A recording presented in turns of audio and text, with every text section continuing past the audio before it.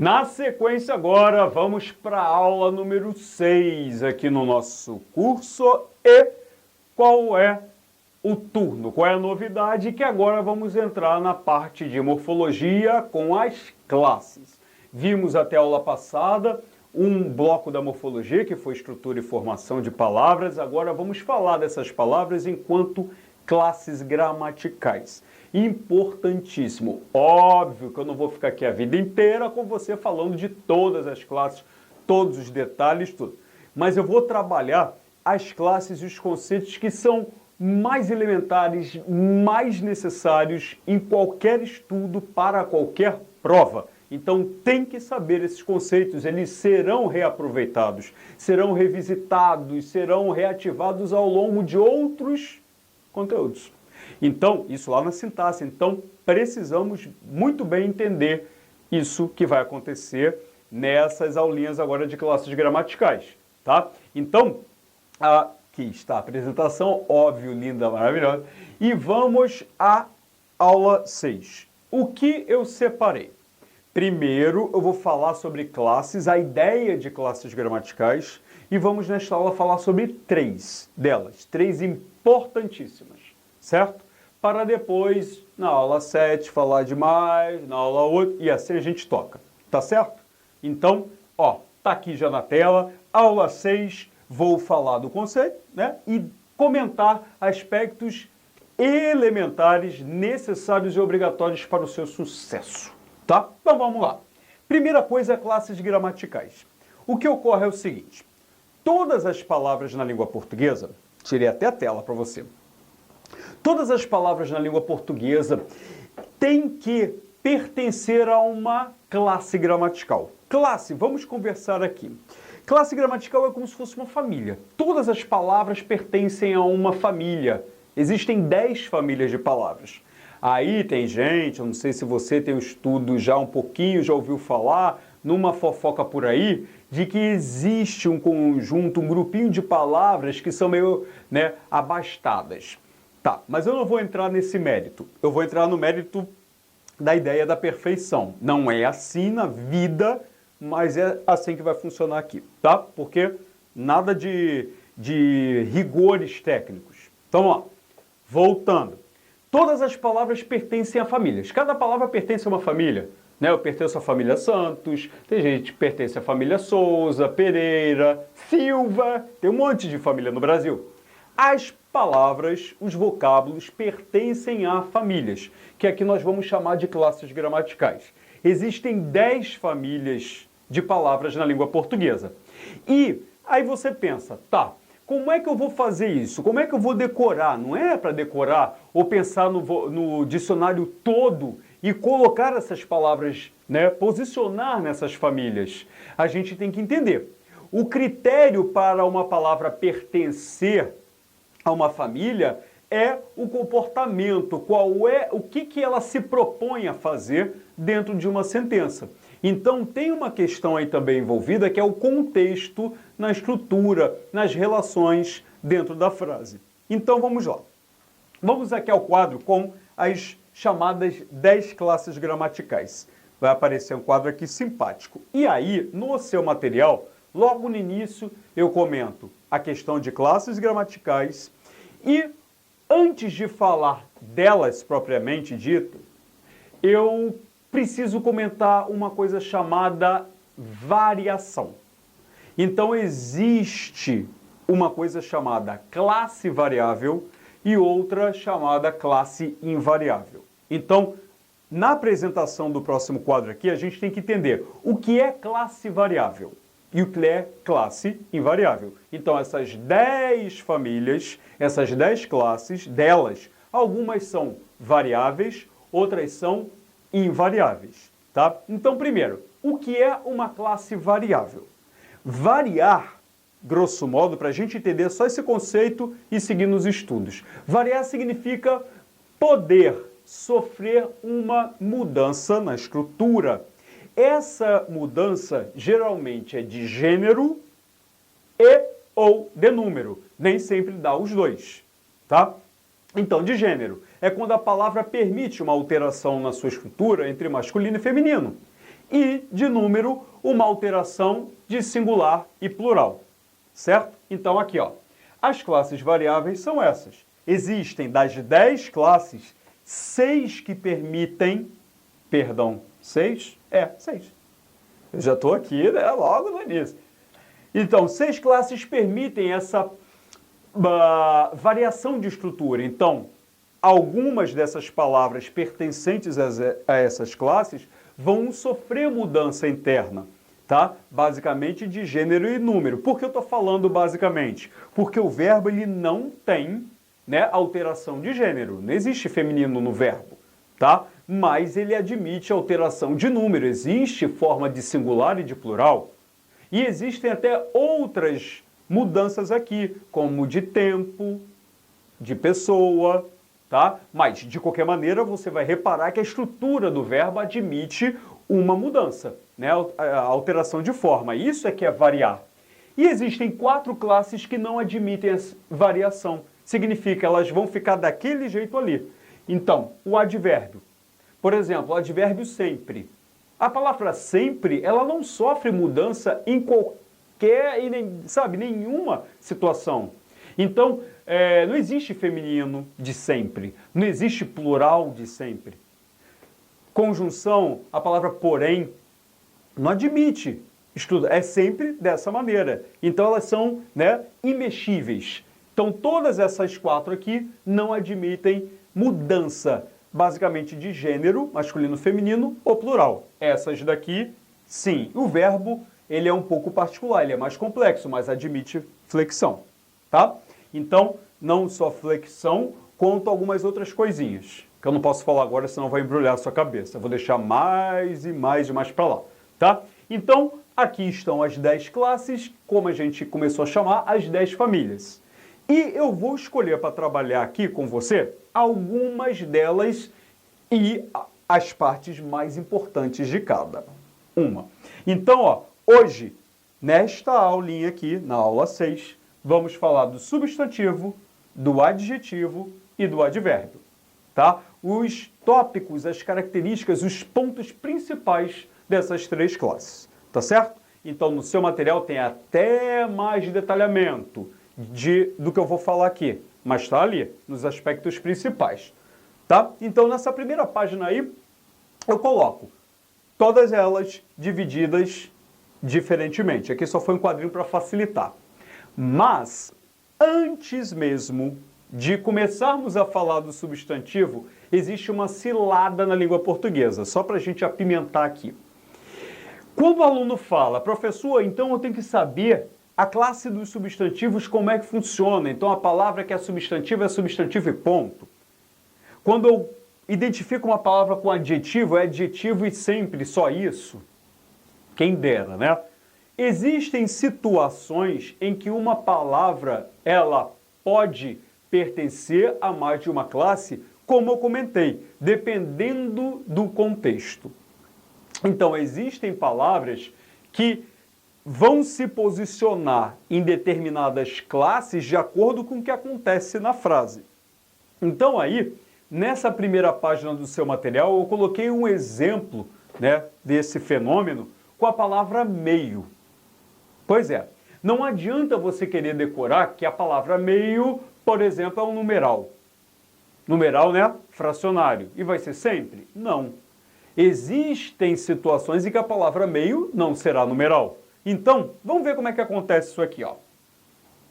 O pertencimento de um vocábulo a uma certa classe está diretamente relacionado, ó, já deu aqui, ó, diretamente relacionado, diretamente. Tem diretamente 2 vezes. Ah, ignoram, diretamente relacionado à sua especificidade no contexto, tá? Então depois eu apago isso daqui. Muito bem. O caso de meio é, olha a frase. O aniversariante bebeu meio copo de uísque.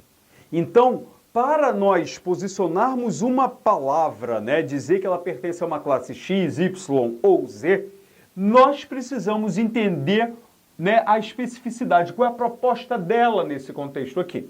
Então você vê que nesta primeira frase a palavra meio está indicando um pedaço, uma parte, metade de um copo. Se ele bebeu meio copo, ele bebeu metade de um copo. Certo? Então, se bebeu metade, nesta frase aqui, a palavra meio é um numeral. Numeral fracionário. Na segunda frase, o meio acadêmico não lhe parecia agradável. Aqui, esse meio não é um numeral, não é metade de nada. Aqui o comportamento é outro, a proposta é outra. Então, neste caso aqui, a palavra meio é um substantivo. E, na terceira, o contribuinte está meio preocupado com os juros. Se ele está meio preocupado, ele não está, completamente preocupado. Então, esse meio aqui, a gente vai ver ainda hoje, nesta aula, que esse meio está modificando a palavra preocupado. Uma coisa é eu estar preocupado, a outra, meio preocupado. Preocupado é um adjetivo. Esse meio aqui está se referindo a um adjetivo, dando uma ideia diferenciada a ele. Então, isso é papel, isso é uma especificidade da classe dos advérbios.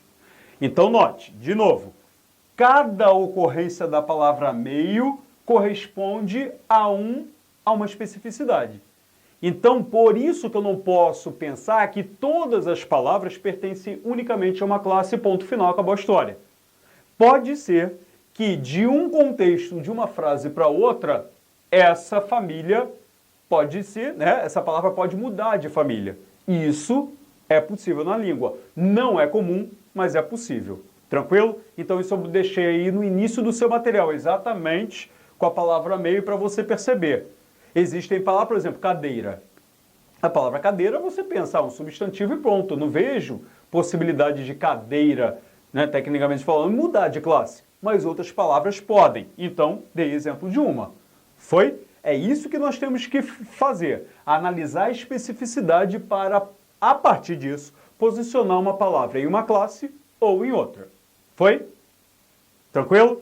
Então, aí na primeira eu botei bem simplesinho todas as 10 classes, o que cada classe se propõe. Cada família tem uma proposta. Então, se uma palavra se enquadra naquela proposta, dentro de um contexto, a palavra naquele contexto vai pertencer a uma classe gramatical. Tá? A classe é só a família. É o rótulo que a palavra leva por si. Foi? Então, como eu falei, primeira classe que a gente vai comentar aqui é a classe 2, substantivos. Tá?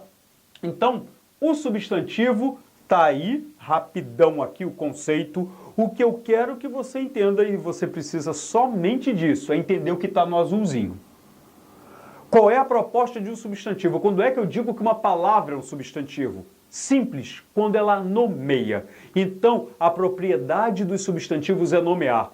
Qualquer palavra que eu use para nomear um fenômeno, um fato, um ser, um objeto, um lugar, uma sensação, um sentimento, qualquer palavra que eu use para nomear qualquer coisa, essa palavra é um substantivo. Se eu quiser chamar isso daqui, isso daqui, de carro, a palavra carro é um substantivo, porque está nomeando esse objeto. Certo? Qualquer palavra que nomeia, ela é um substantivo. Ponto. Isso você tem que saber para a vida, senão você não anda. E o nosso curso também não anda. É claro que você já ouviu falar lá no colégio, existem vários tipos de substantivo, concreto, abstrato, primitivo, derivado, estão aqui. Eu botei aqui nesse colchete as tipificações dos substantivos. Simples, composto, primitivo, derivado, próprio, comum, concreto, abstrato, coletivo. Tá. Não vou falar muito disso daqui, porque a minha ideia não é essa. Mas aí no seu material eu botei tudo bonitinho disso daqui. Eu botei quadrinho mostrando todos eles. Qual é a ideia de cada um, tá? O simples, o composto, você tem mais ou menos uma ideia. A aula passada ajuda, primitivo derivado ajuda, o próprio comum. O próprio comum tem uma parte técnica, mas tem uma dica. O substantivo próprio sempre é escrito com letra maiúscula. O comum não pode, tem que ser com letra minúscula. Bobeirinha. Concreto, abstrato, vou explorar isso mais no futuro, tá certo? Hoje não, porque eu não quero confundir. E o coletivo, bobeira, Palhaçada, da ideia de grupamento, de conjunto. Então, isso está tudo especificadinho em quadrinhos no seu material. O que me interessa nos substantivos, além da propriedade dele, da tese, é grau e contexto discursivo de grau. Por quê? Porque você pensa, mas não tem flexão? Tem flexão de feminino, plural dos substantivos, né? Simples e compostos. Eu não vejo problema aí, tá? Está no seu material, não vejo problema. Mas para a gente comentar, tem coisa muito interessante do substantivo que pode ser alvo de uma cobrança de uma prova. Inclusive nos nossos usos diários. Então olha aqui para mim. Grau. Sabemos que existem só 2 graus possíveis para os substantivos, o diminutivo e o aumentativo. Tá. Com a ideia técnica de grande, de pequeno. É claro que tanto o diminutivo quanto o aumentativo apresentam 2 formas, 2 estruturas de se manifestar. O diminutivo, a ideia, né, analítica, aumentativo analítico e diminutivo e aumentativo sintético. A proposta é a seguinte: no analítico, repare, existe um substantivo que é casa, casa é o substantivo. E eu quero dar a ideia do tamanho da casa. Um tamanho reduzido, eu uso esse adjetivo aqui, pequeno. Então você vê que a ideia do tamanho, a ideia do diminutivo não está na palavra casa, está num outro vocábulo, certo? Então o grau dessa formação aqui está externo, assim como no aumentativo, ó, cabeça enorme. A ideia de tamanho está fora da palavra cabeça, ok? Agora, se essa ideia de tamanho viesse dentro da palavra por meio de um sufixo aqui, ó, casinha, paredão, cabeçorra. Então, quando eu falo casa pequena, a ideia está fora. Quando eu falo casinha, a ideia de tamanho está por meio de um sufixo. Houve aqui uma derivação sufixal. É diminutivo? Quando eu falo casinha, é. Só que a ideia de diminutivo está dentro, está acoplada. Essa forma acoplada por sufixo é chamada de forma sintética. Então, repare que tanto no diminutivo quanto no aumentativo, a forma sintética nada mais é do que você colocar a ideia acoplada. Seja por meio de um sufixo mais comum, como inho, inha, como uns outros menos frequentes, mas que existem na língua, isso faz parte. Aqui, ó, nos 2. Então, analítico, ideia fora, solta. Sintético, ideia compacta, dentro da proposta do radical. Tá? Dentro não, conectada a ele. Foi? Então, isso aqui é legal. E isso estaria muito bonitinho até aparecer o chamado valor discursivo do grau. Presta atenção. Valor discursivo significa, existem situações no dia a dia em que eu uso tanto o diminutivo quanto o aumentativo, não para dar ideia de grande ou de pequeno. É muito mais do que isso. Pode existir um valor de afeto, de carinho, um valor de menosprezo, depreciativo, ou um valor irônico, que é quando eu digo uma coisa, mas na verdade eu quero me referir ao oposto disso. Então aqui, rapidinho. Na primeira, valor afetivo. Ele sempre será o filhinho querido. Então esse filhinho não é porque é um filho pequeno. É um valor afetivo, carinhoso. Então, filhinho, vem cá. Tá? Mesma coisa, fala comigo, filhão. Não é porque é um filho grande. Então são valores de afeto que eu atribuo à língua, usando exatamente, ó, esses dispositivos de diminutivo e aumentativo. Tá claro até aí? Foi? Isso acontece também. Depreciativo é quando eu menosprezo. Não leio esses livrinhos de banca. Não é porque é um livro pequeno, é um livro de pouco valor. Esse povão reclama de tudo. Esse povo aí, ou seja, essa gente desprezível. Posso também ter essa leitura, não é porque é um povo grande. E na última, irônico. Que gracinha esse homem na gangorra, ou seja, não é gracinha não. Eu estou falando que é gracinha, mas não é nada de graça, né? E que timão é esse que não vence? Eu nem vou dizer o nome do time, tá? Mas quando eu falo que timão é esse? Mentira, não é timão, é um timinho, já que ele não vence nada. Beleza? Então, tá tudo aí no seu material. De boa, né? Já já voltamos no bloco 2. Em té.